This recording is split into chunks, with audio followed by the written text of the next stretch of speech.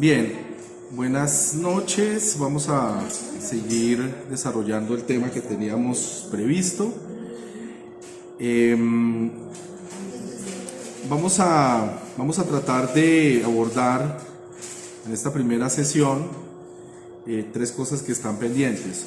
Pues una que tiene que ver con las instituciones encargadas del tema de adaptación y mitigación al cambio climático, instituciones de nivel global e instituciones a nivel regional o nacional. Luego vamos a tratar de ver algunos programas, planes o escuelas, por llamarlo de alguna manera, que se han ocupado del asunto del cambio climático.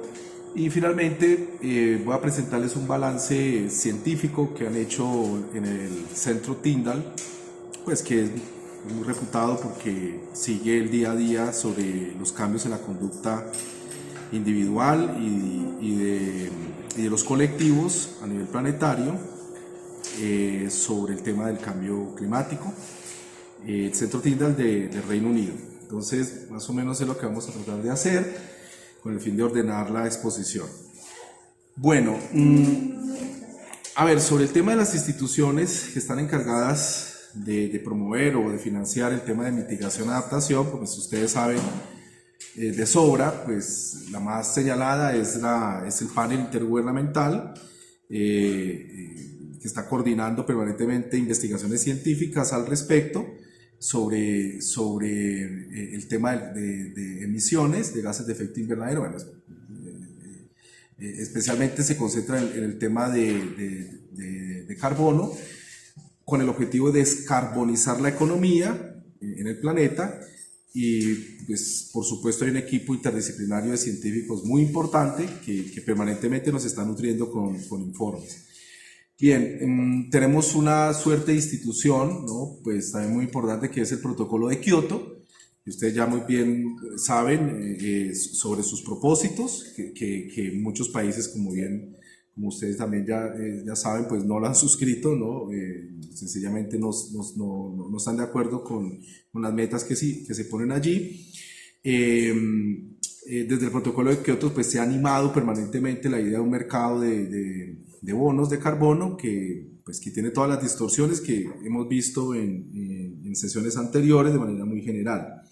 Bueno, tenemos el Sistema de Naciones Unidas a través del PNUMA, que es un programa para fomentar o gestionar ambientalmente en las naciones, programas que tienen que ver con el tema del cambio climático, entre otros, ¿no? El PNUMA es muy importante y se concentra en ese aspecto.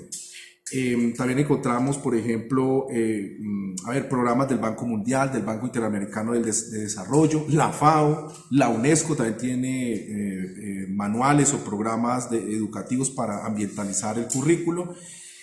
Tenemos un concierto internacional de instituciones que están ocupadas o que tratan de ocuparse de este asunto.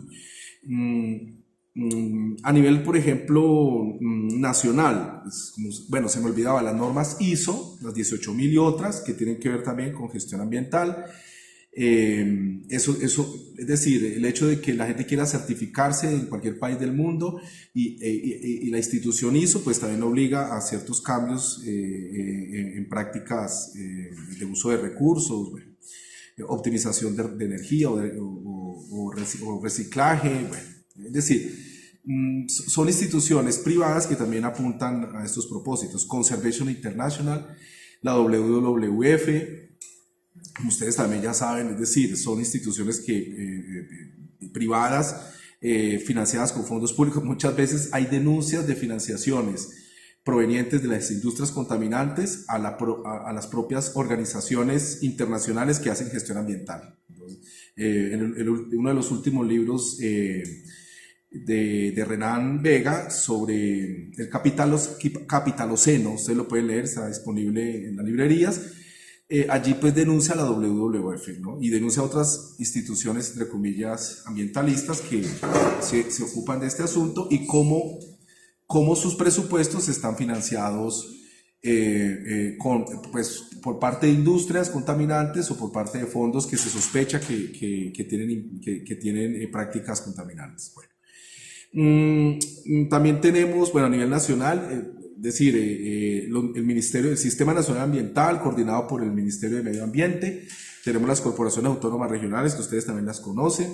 Tenemos el IDEAM, que es, pues, la autoridad científica en el tema de medio ambiente en Colombia. Produce también informes, emite circulares sobre este asunto.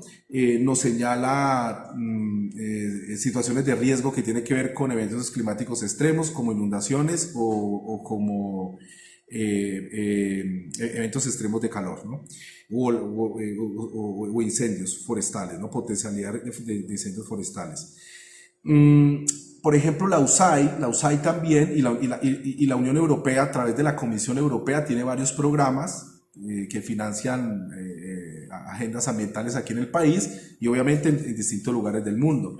Eso también es importante mencionarlo. Ahora mismo en Colombia se coordinan mucho con el Estado, ¿no? Se coordina mucho lo que es USAID, lo que es la Unión Europea, la Agencia de Cooperación Japonesa también, la Suiza, es decir, la de cooperación de los Países Bajos también se coordina mucho con el Estado. Antes no lo hacían, pero ahorita hay agendas más o menos que coinciden y están trabajando el tema de mitigación de cambio climático, con una especial atención a temas agrícolas. Por ejemplo, ahora mismo hay un énfasis importante en el tema de café, mitigación ambiental, mitigación ante cambio climático o adaptación a cambio climático y financian investigaciones, buenas prácticas o conversiones agroecológicas de café, de cacao. También hay iniciativas en ganadería, bueno, es decir, estas cooperaciones internacionales están muy pendientes de todos estos asuntos. Tratando, pues con este enfoque, ¿no? Tratando de que las emisiones se disminuyan y que probablemente ello impacte en la estabilización de la temperatura de la Tierra. Pues por supuesto, el Instituto von Humboldt trabaja en investigación, sobre todo el tema de biodiversidad, pero también tiene líneas de estudios que se vinculan con el tema de cambio climático y su impacto en la biodiversidad. Bueno, las gobernaciones, los municipios, es decir, los gremios económicos, incluso hasta Fedegan, es decir, prácticamente las agremiaciones han incorporado ya en sus agendas anuales de trabajo, es decir, han incorporado el tema de cambio climático. Bueno, hasta la Federación Nacional de Cafeteros también tiene programas al respecto. Unas veces se coordina, otras no, con estas agencias de cooperación internacional que acabo de mencionarles. Fedearroz también hace lo propio, Fedegan también, es decir, hay un concierto de entidades que están tratando o bien retóricamente de presentarse como interesadas, realmente interesadas en generar adaptaciones o mitigaciones, pero bueno, finalmente ya les voy a anunciar pues los resultados, ¿no? Los resultados siguen siendo preocupantes. Bien, a ver, todas estas agencias que son de muchos niveles, estas instituciones del orden internacional hasta el orden local, ¿no? Pues más o menos desarrollan una serie de programas o de planes, ¿no? Incluso estrategias, ¿no? Bueno, ¿qué tiene que ver? Pues, a ver, bueno, bonos de oxígeno, los mercados de carbono que ya les mencioné, los programas sobre energía solar, los programas de energía geotérmica, es decir, aprovechar la energía, el calor que se produce a varios kilómetros de la superficie terrestre, que pues en Islandia, por ejemplo, hay unos experimentos interesantes. Bioreactores o aprovechamiento de biomasa, eso también son de las tantas estrategias que se siguen. Microcentrales y picocentrales hidroeléctricas son pequeñas centrales, sobre todo que se instalan en los orillares de los ríos, hacen una captura lateral, una bocatorra lateral, luego conducen por una pendiente y finalmente producen energía. Esa hidroenergía también es considerada como una estrategia, incluso la Unión Europea la ha promovido en distintos momentos, no solamente en Colombia, en distintos lugares del mundo. Los vehículos híbridos, los vehículos eléctricos, es decir, también son estrategias típicas que se usan. La geoingeniería, Por ejemplo, propuestas que tienen que ver con pintar todas las terrazas del mundo de blanco. Es decir, con el fin de facilitar que una parte de la radiación salga de nuevo a las partes superiores de la atmósfera, bueno, y finalmente logre salir al espacio exterior. Esas son otras propuestas que se hacen y que en principio ayudaría mucho a mitigar el aumento de la temperatura. Bioetanol es otra estrategia o acción muy importante. Biodiesel, es decir, la comida convertida en combustible. La energía nuclear, es decir, todavía la energía nuclear es un asunto que se considera clave, estratégico, que no se puede ignorar. Incluso ahora, en estos últimos meses, se están reciclando los residuos de la energía nuclear con el fin de... Les hacen unas transformaciones previas con el fin de aprovechar de nuevo ese residuo, ¿no? A unos niveles de optimización muy altos. La energía mareomotriz, es decir, las mareas también tienen pues, la capacidad de generar energía motriz, ¿no? Energía cinética o se convierte en energía eléctrica. Bien, pues las típicas reforestaciones que ustedes ya conocen con fines de conservación o de captura o de secuestro de carbono, también es una cosa fundamental. La agricultura intensiva pero sin descapote, es decir, se deja todos los residuos allí y no se retiran, ¿no? Se cosecha pero se dejan los residuos, ¿no? Y no se retiran, con el fin de evitar que una parte del carbono que captura el suelo no sea de nuevo devuelto a la atmósfera. Agricultura con altos ciclajes, que esas son las más famosas, las agroecologías que hemos visto, las políticas o estrategias de agrobiodiversidad, es decir, agrosistemas con altos niveles de diversidad, tanto de alimentos como de fauna y flora, los forrajes de que garantizan baja emisión de metano. Por ejemplo, hay braquiaria, la braquiaria humidícola, por ejemplo, que el ganado la consume y el nivel de metano combinado con una dieta de hortalizas y demás, pues la emisión del metano baja, ¿no? Se baja de forma importante. Entonces también son estrategias que se vienen usando. Bueno, los patrones de consumo proambientales, tenemos que ser, entre comillas, menos consumistas, el veganismo, el vegetarianismo, cosas el minimalismo incluso, que hoy en Estados Unidos se ha puesto de moda, tener poco, ¿no? Consumir poco, pero es decir, en ciertos niveles razonables, paleoecologismo, dejar de cultivar literalmente, ¿no? Dejar de domesticar animales, sino volver a comer raíces, a recolectar frutos, etcétera, etcétera. Prácticamente pues volver al estado de cazador-recolector, ¿no? Es decir, eso es otra alternativa que incluso se plantea. Bueno, lo que ya hemos visto de ecología profunda, ¿no? La deep ecology, el igualitarismo ecosférico, todos los seres vivientes tienen iguales derechos, tienen derecho de vivir, derecho a ser, a afirmar su existencia, entonces todos tienen derechos por igual. Vimos ya algunos rudimentos, algunas cosas. El ecofeminismo también, que lo mencionamos de pasada, ¿no? Banchofen y demás, Bandana Chiva, bueno, etcétera, etcétera.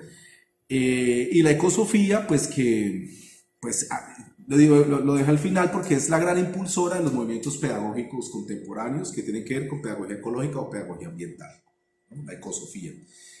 Pues, ¿quién está a la cabeza? Pues Ness, Arnold como lo quieran traducir, Ness, que es el famoso filósofo que está detrás del proyecto de la Deep Ecology, pero que en realidad desata una serie de narrativas o de discursos que se han llamado ecosofía, ¿no? Una especie de filosofía de la ecología, ¿no? Filosofía de la ecología. Bien, esto es en términos generales el panorama que quería comentarles de manera muy rápida. Y para que pues ustedes vean que efectivamente se ha hecho de lo divino y del humano respecto a este asunto del cambio climático. Bien, ahora, nosotros tenemos que considerar, en el estado de esta cuestión, tenemos que considerar los efectos claves, ¿no? Que se generan en Colombia, que es otro tema que tenemos en la agenda. Bueno, es decir, Colombia es importante pues porque sencillamente está ubicada en un lugar que tiene una diversidad altísima, por ejemplo, de flora, Las fajas rojas indican lugares de alta diversidad de flora. Como pueden notar ustedes, pues, es decir, hay un lugar especial en el sur de África, toda la zona andina regional, que incluso llega hasta el sur de México, toda la zona de Indonesia, como pueden notar, sudeste asiático, bueno, son zonas, bueno, la zona tropical de África, donde efectivamente tenemos una alta concentración de flora.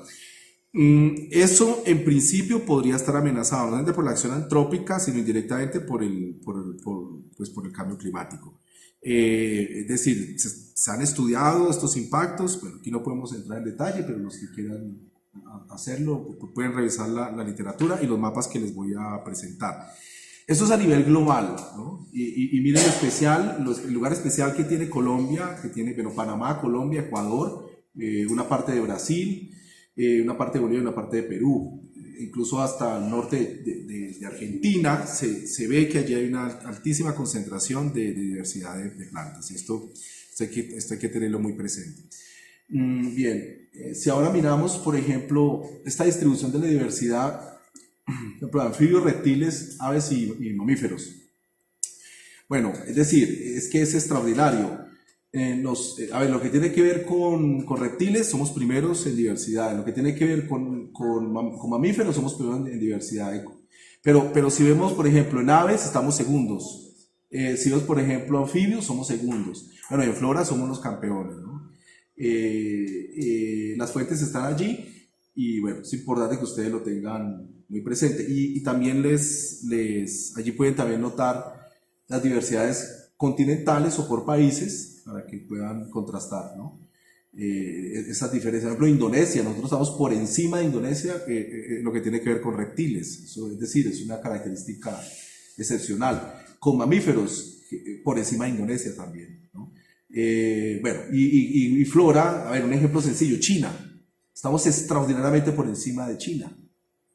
De allí que los impactos de la acción antrópica y demás efectos negativos a nuestros ecosistemas, pues sean temas tan delicados para nosotros, por la alta diversidad.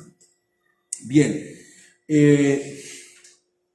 si analizamos este escenario 2070-2100, que es un escenario de cambio climático, quiero que miren el escenario crítico que aquí se menciona como el escenario A2 de la diapositiva.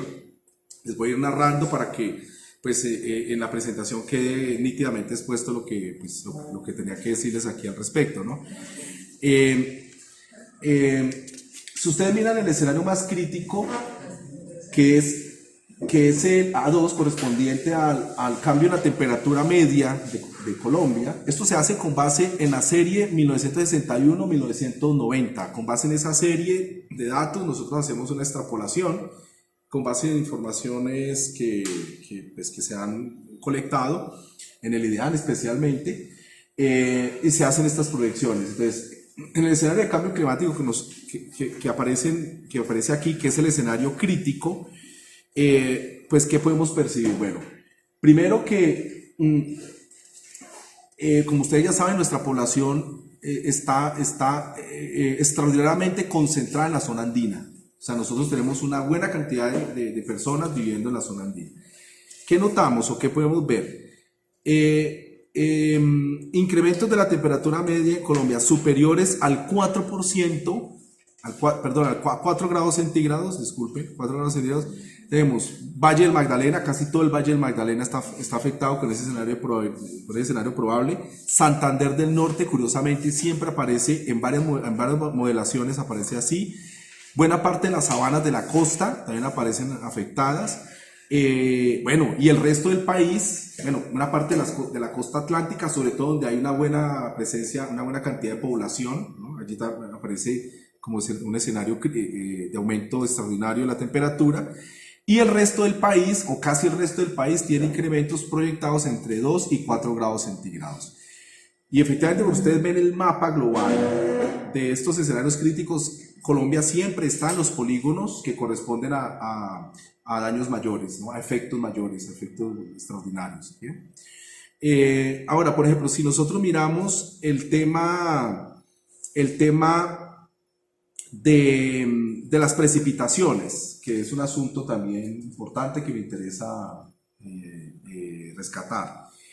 Las precipitaciones, de nuevo, el escenario crítico, que es el A2, que aparece allí señalado. En precipitaciones, de nuevo, fuente el IDEAM. Más o menos, ¿qué tenemos? El 30% más seco que hoy, ¿no? Digámoslo así, es decir, ese cambio en las precipitaciones que implica 30% más seco que hoy, ¿no? Para que me quede claro, son los lugares más críticos del país, ¿no? ¿En qué caso? Pues aquí tenemos Guajira, la zona roja que aparece allí. Nariño, por ejemplo, esa zona costera de Nariño también va a aparecer más seca, ¿no? Que hoy, en un 30%. Repito,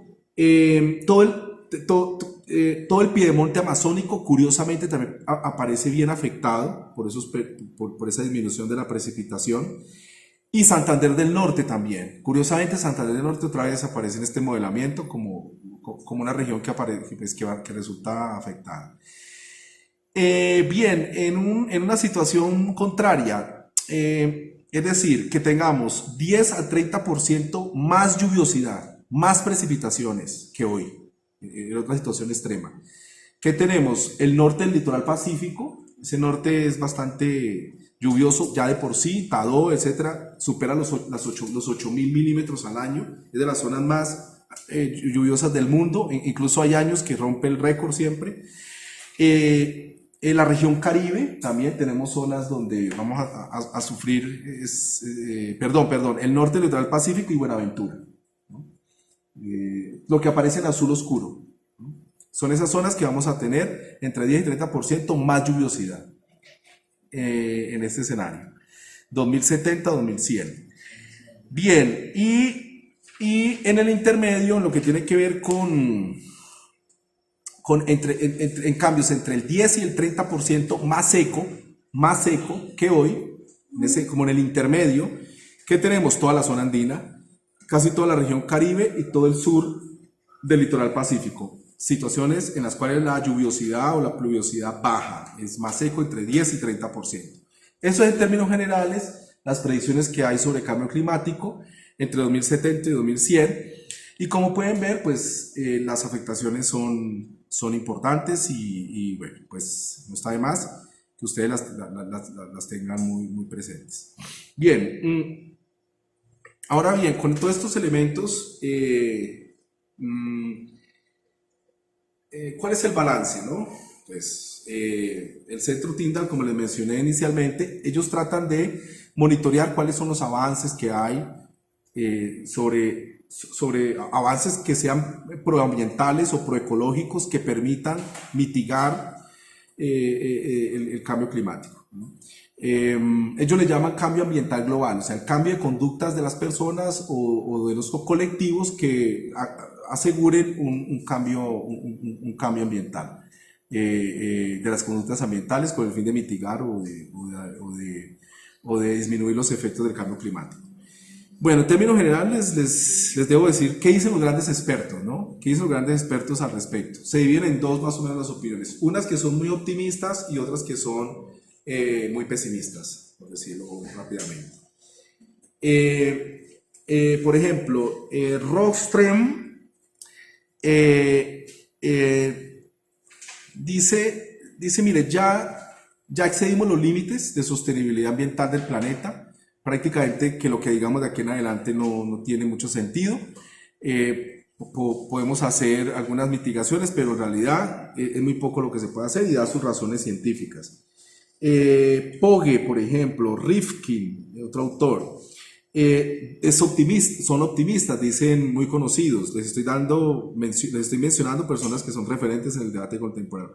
Dicen, miren, en general hay un progreso moral, hay una especie de cosmopolitismo, una especie de global, una especie de tribu humana que se está interconectando gracias a las redes sociales. Y ese progreso moral nos manda señales de que es posible cambiar, de que es posible hermanarnos todos y poder combatir el cambio climático. Es decir, ponen varios ejemplos, empiezan con los relativos a la esclavitud. Antes esclavizábamos gente, hoy no.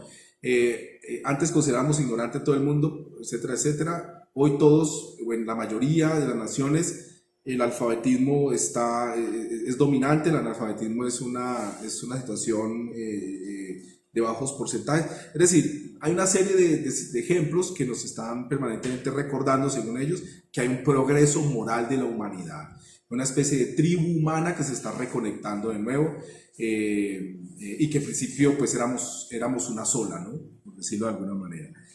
Kahn, por ejemplo, Kahn, K-A-H-N, en cambio tiene una postura escéptica respecto a este tema de las redes. Dice, mire, las redes, estas mediaciones tecnológicas que se producen en redes sobre la naturaleza o sobre las crisis ambientales, etc., eso en realidad lo que hace es banalizar la relación con el riesgo ambiental. Eso en realidad lo que hace es deteriorar el bienestar de las personas, ¿no? El hecho de que estén conectadas a redes sociales, eso no trae ninguna bondad ni virtudes, etcétera, etcétera. Pero en general, las redes no nos ayudan.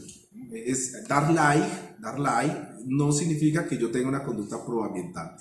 Eso no tiene ningún sentido, ni esperemos que por esa vía eso mejore. En esa vía ellos son, Kahn, por ejemplo, es muy crítico. Devin Wright, por ejemplo, otra persona muy importante respecto, bueno, los autores muy importantes respecto a este tema, también es escéptico. Dice, mire, si investigamos localmente qué es lo que está pasando cuando uno trata de instalar energías alternativas, como por ejemplo parques eólicos o parques de celdas solares, ¿qué pasa? Que la gente invoca la localidad, que invoca el sentido de territorio y dice, mire, yo no dejo que me instalen ninguna solución energética aquí. Este no es el patio trasero de nadie, ni siquiera para soluciones energéticas. Entonces, limpia, ¿no? De energías limpias. Ni siquiera los seres humanos somos capaces de ceder localmente y apostarle a estos grandes proyectos de energías renovables o de energías limpias. Y tiene pues una revisión amplia donde ha sucedido esto, es decir, las evidencias están, y en los países desarrollados, ¿no? Los países industrializados sobre todo, se ven estos fenómenos. Jackson Hamilton, bueno, otros autores, dice, mire, nosotros tenemos una especie de herida de muerte, creemos en el progreso. El progreso no lo cuestionamos. Y hasta que no abandonemos esa ideología del progreso, no va a ser posible producir un cambio efectivo en nuestras conductas contaminantes. Entonces, es decir, ¿y cómo cambiar esta noción de progreso, esta visión de mundo que tiene que ver con el progreso? Pues es imposible. Es literalmente imposible hacerlo, en vista de que secularmente, o sea, por siglos se ha venido constituyendo en el mundo occidental y luego se propagó a todo el planeta y es muy difícil. No imposible, pero es muy difícil, es muy costoso, y esa civilización que inicialmente les comenté, que sigue un progreso moral en aumento, es decir, eso no se ve claramente o no hay evidencias pues, de que esto se produzca. Hume, otro autor, Ostrom también, Berghout también, bueno, hay muy conocidos. Dice, mire, estamos haciendo un enfoque muy potente en los marcos globales. O sea, estamos hablando de sistemas globales, de sistema de la Tierra, de la planeación a escala planetaria, etcétera, agendas globales, ¿no? Pero todo el mundo descuidó lo local o lo regional. Es decir, queremos producir cambios desde esos lugares, perdón, desde esas escalas, ¿no?, tan importantes, y olvidamos que de la escala global a la escala local hay mucho trecho, y esa conexión es muy difícil conseguir. Es decir, hemos subestimado a los actores locales, hemos subestimado a los políticos locales, en general hemos invisibilizado lo que sucede en las regiones o en el mundo local. Eso no se le ha parado bolas en estricto y no se ha gestionado el día a día de esos conflictos allí locales, ¿no? Por estar haciendo diseños, políticas, agendas a nivel global. Bueno, ellos presentan esa crítica muy fuerte y dicen que hasta que esto no se resuelva, esta conexión entre lo local y lo global, difícilmente vamos a poder adelantar acciones serias, ¿no? Que contribuyan a mitigar el cambio climático. Pat, por ejemplo, dice, mire, es más productivo que nos ocupemos de las gobernanzas regionales. Olvidemos de las, a ver, no nos olvidemos, pues dejemos en segundo plano la gestión ambiental o la gobernanza ambiental a nivel local o a nivel global. Y más bien preocupémonos por una escala intermedia que es la gestión regional, porque ella permite hacer el gozne entre lo local y lo mundial, ¿no? La gestión de los problemas ambientales a nivel regional es más clave, es más importante. Es otra propuesta también interesante que yo considero que tiene un nivel de practicidad importante que hay que considerar, ¿no? Bueno, Turner, que ya les he mencionado en varias ocasiones, él sigue pues apostando por su proyecto investigativo de siempre. Es decir, hay servicios ambientales que prestan los ecosistemas. Cada vez que estos servicios se ofrecen hay que monetarizarlos y hay que pagar por ellos, por supuesto. Quien usa estos servicios tiene que pagar por ello. Si hay deterioro, pues hay que hacer compensaciones monetarias. Y él sigue insistiendo de que si se estudia a fondo a través de las ciencias de la sostenibilidad, los servicios ambientales y las compensaciones monetarias, podemos encontrar una oportunidad muy práctica, muy viable, realizable en la práctica, para poder contribuir a estas políticas contra el cambio climático o que tratan de gestionar el cambio climático de forma efectiva. Bien, y hay otro grupo en este gran balance que les estoy haciendo sobre lo que está sucediendo, pues donde hay filósofos, sobre todo grandes intelectuales, ¿no? Pues, que también hacen su propio balance, ¿no? O sea, ellos también están considerando eso. Pero de manera muy interesante, ellos coinciden en que el gran problema que nosotros tenemos es nuestros estilos de vida consumistas, el hedonismo consumista. Es decir, hay una suerte de paroxismo, o sea, llevar al extremo los usos de los placeres, que es el modelo del consumismo capitalista, que es el que en realidad no deja avanzar esto. Entonces, el objetivo principal es atacar el hedonismo consumista, no el hedonismo en todas sus formas o fases, sino el consumista, ¿no? El que se fija en el mundo de lo material y el mundo de las experiencias hedonistas que se derivan de allí. Bueno, pues allí también está Ness, está Peter Singer, incluso estaba Herbert Marcuse, ¿recuerdan? De la escuela de Frankfurt. Erich Fromm, Michel Lewin, que ya les comenté, Michel Onfray también, bueno, y una playa de filósofos pensadores que consideran que allí está el asunto. ¿Mediante qué mecanismo se debería atacar el hedonismo consumista?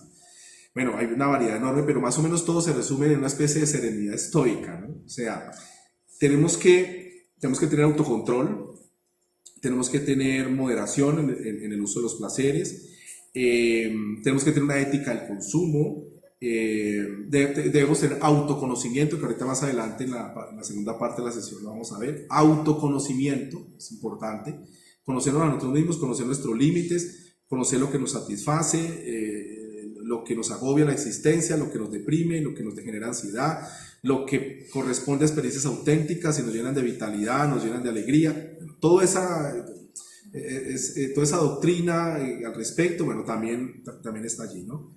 Que es muy importante considerar. Bien, esto es el balance a grandes rasgos sobre las instituciones que se encargan de gestionar el cambio climático, de los programas, planes o estrategias y lo que dicen los científicos y filósofos al día de hoy, ¿no? Sobre este asunto tan complejo del cambio climático. Bueno, para no agobiarnos más, abramos entonces una sesión de preguntas, de comentarios, por favor.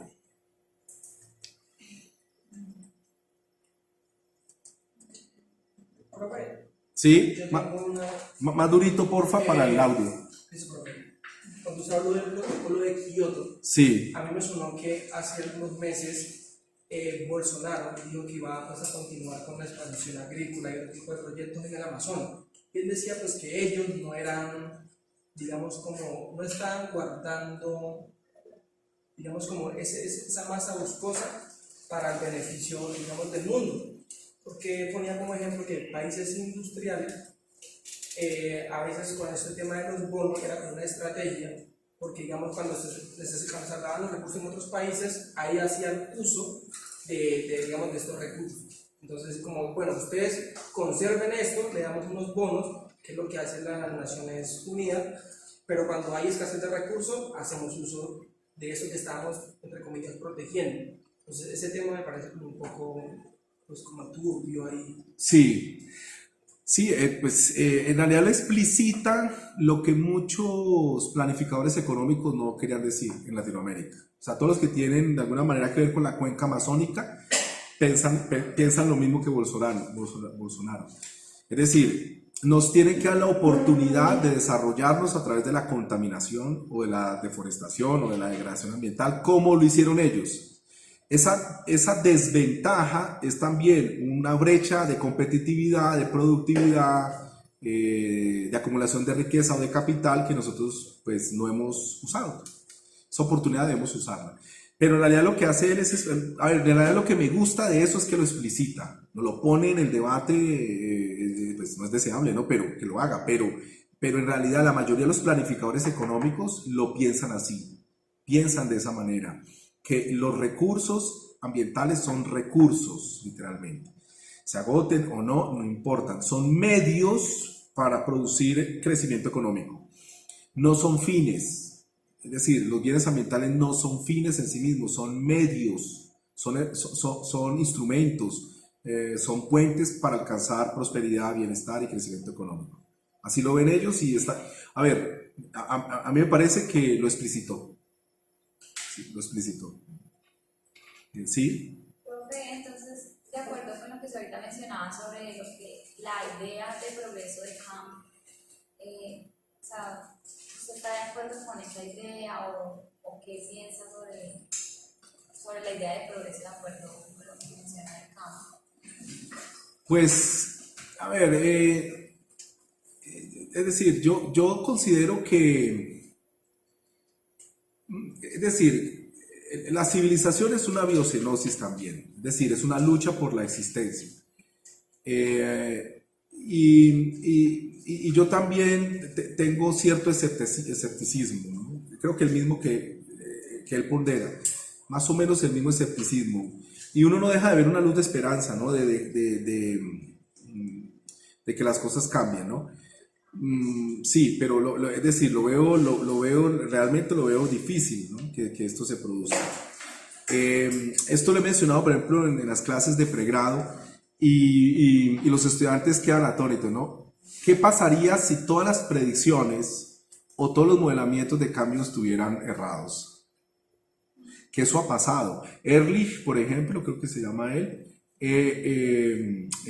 pues él en su momento hizo una literatura tremendista sobre el tema del despilfarro de los recursos a nivel planetario, de la destrucción de la vida, pero al final no se cumplió, ¿no? Entonces, también poner esos escenarios, con ese nivel de precisión, o al menos con esos rangos tan cortos, ¿no?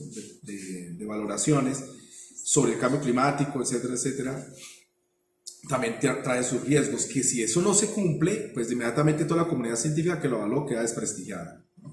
De inmediato, ¿no? Porque una cosa es usted crear una ciencia para lanzar un proyectil o poner un hombre en la luna o una sonda en Marte, hay que equivocarse sobre el cambio climático, ¿no? No es lo mismo, porque efectivamente lo han hecho, han puesto un hombre en la luna, han llevado sondas a Marte, y decir que la comunidad científica a este respecto se equivocó sería fatal, ¿no? Sería fatal. Yo confío en que buena parte de los modelamientos, yo he estado cerca de algunos, efectivamente son ciertos, pero depende mucho de la información primaria, ojo, mucho de la información primaria que se extrae. ¿Recuerdan de la densificación de la red monitoreo que hablábamos sobre los negacionistas del cambio climático? Bueno, ese tema tiene que suplirse, porque van a seguir surgiendo dudas. Pero yo confío en esto, ¿no? Que los modelamientos estén bien hechos o razonablemente bien hechos, y que esto nos va a permitir orientar las acciones, ¿no? Proambientales. Pero sí, sería un fiasco, ¿no? Donde eso se produzca. ¿Otra inquietud? Profe, Sí, a mí me gustaría más durito. me gustaría profundizar en lo de la gobernanza regional, lo que plantea Pat. Sí. Pues, a ver, es decir, las políticas públicas tienen, además de los problemas de financiamiento o de burocracia eficiente, es decir, tienen un gran problema y es que muchas veces se desconectan con las realidades locales. O no consultan a las comunidades locales, que además es muy complejo consultarlas, ¿no? Y muy costoso, duradero en el tiempo, etcétera, etcétera. Pues esta alternativa lo que hace es poner la gobernanza ambiental, ponerla cerca de la gente, escuchar los intereses de la gente, escuchar a los actores y sus preocupaciones, coordinar con ellos acciones. Y de manera pues a ver, por decirlo de alguna manera, creativa, proponer este nivel intermedio, ¿no? Para poder ser más asertivos, para poder producir cambios en la conducta ambiental de la gente, o proambiental, ¿no? De la gente, o en esa dirección. Eso es más o menos a grandes rasgos. Pueden mirar el artículo, la revista de donde yo saco esto, también la pueden mirar. Yo hice incluso una traducción de toda la introducción de la revista al castellano y también está publicada. Me la solicitan y yo la envío. Bueno, ¿qué otra? ¿Sí? Profe, Sí. me genera cierta inquietud el tema de la energía nuclear como Sí. una alternativa a los fósiles, porque pues, o sea, finalmente es como, bueno, hay un grupo que son los negacionistas, que son los que obviamente niegan el cambio climático, y pues aquellos que lo avalan. Sin embargo, pues digamos que este grupo de negacionistas puede que de cierta manera sean influenciados o estén comprados por, digamos, lo que son las compañías petroleras más grandes que hay en el mundo, y que de alguna u otra forma influyen sobre si se considera que haya o no cambio climático. El caso es que, digamos que detrás de eso están todas estas compañías petroleras y las que hacen explotación de fósiles. Sin embargo, ver otra alternativa como por ejemplo la energía nuclear no sería como caer, digamos, en esa misma problemática, o sea, volver a lo mismo. Sí, es bien polémica. A ver, hay ecologistas muy radicales que dicen que hay que tenerla como una alternativa, como un plan B, pero no usarla, sino solo cuando hay una especie de crisis energética, ¿no? Por ejemplo, de 2016 están empezando a bajar las curvas de petróleo probado, estimado, etcétera, etcétera. Yo no sé si ustedes han visto las curvas. De 2016 empezaron a descender. Entonces, claro, ellos dicen, hay un momento en que los hospitales tienen que seguir funcionando. O sea, es una novedad, los semáforos, la semaforización de una ciudad, los metros tienen que seguir funcionando. Bueno. Entonces, es decir, tendremos que de manera transitoria usar este tipo de energía. Se me olvidó comentarle, es decir, no solamente la de fisión, ruptura del núcleo atómico, sino también la de fusión. Esa también es otra alternativa muy interesante. Fusión. Pues ya hay más de 20 alternativas de fusión que hoy mismo se están trabajando. Yo he leído como de 15. Y muy interesante, recuerden, es como hacer un sol pequeño, es como llevar el sol a un laboratorio, ¿no?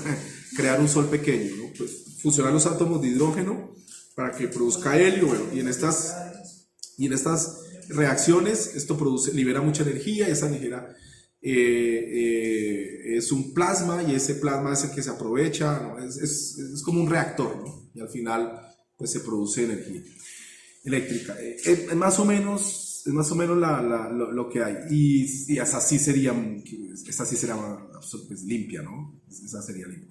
¿Cuál es el problema? Que requiere mucha energía eléctrica, o sea, mucha energía del carbono, de la economía del carbono, ¿no?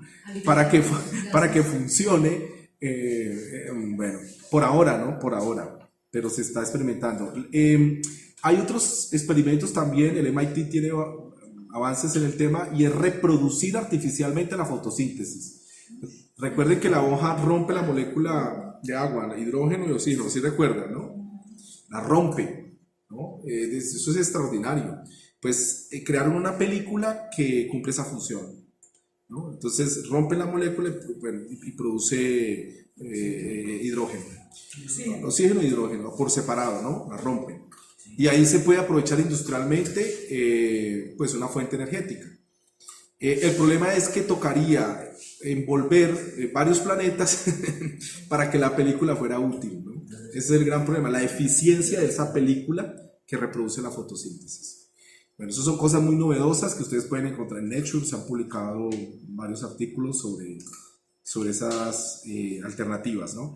Pero bueno, es lo que hay. Es que yo diría que más allá de cómo buscar la alternativa a una forma de obtener energía, es precisamente lo que se mencionaba hace un momento con el cambiar la nación de progreso, bueno, en el tema del consumismo, porque pues, vamos siempre a tender a demandar cada vez más energía y más productos, y eso hace que también, pues, de dónde vamos a tener que sacar esa energía para poder suplir esa demanda que nosotros tenemos. Entonces, de alguna u otra forma, ya sea fósil o nuclear, o bueno, las diferentes alternativas que hay, pues igual pueden llegar a generar contaminación. Digamos, en el tema de la energía nuclear, los contaminantes que se generan son bien fuertes. Sí, los residuos son peligrosísimos y eso hay que ubicarlos en algún lugar, exactamente. Hoy mismo podemos hacer por intermedio de la electrólisis, podemos separar, producir hidrógeno, o sea, pero es muy costoso, el consumo de energía es altísimo. Entonces, sí, efectivamente estamos en un berenjenal, en una situación de oscuridad, ¿no? En el desarrollo civilizatorio y no sabemos por dónde, qué camino tomar en ese sentido. Todavía no queda claro.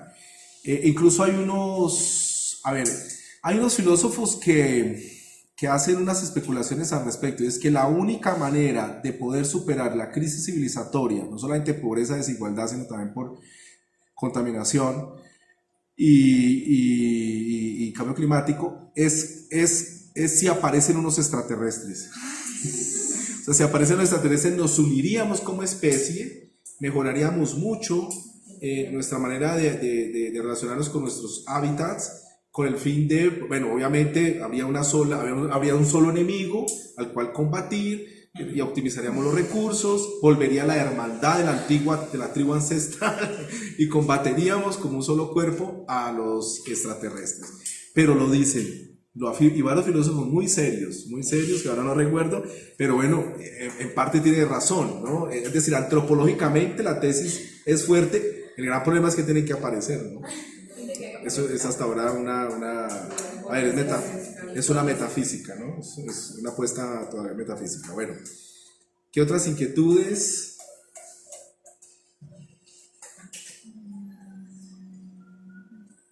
Comentarios. ¿Qué tanto, o sea, qué tanto es? Más durito, porfa. ¿Qué tan cierto es aquello de, bueno, obviamente de todos los intereses políticos que hay por debajo del cambio climático? O sea, digamos que por un lado, los que lo niegan, bueno, pueden ser un interés, digamos, económico, pues hablamos de las grandes empresas petroleras, y los que lo reafirman es más también como por ver en el cambio climático un negocio, ya que digamos que esto mueve también gente. Y digamos, entonces está el tema de los bonos de carbono, los bonos de oxígeno, entonces digamos, o sea, entre las dos posturas también manejan por debajo de cuerda un interés económico, entonces no sé qué tan real sea eso. En un documental lo trataban muy, digamos, como muy por encima, no sé, antes de que sea tarde.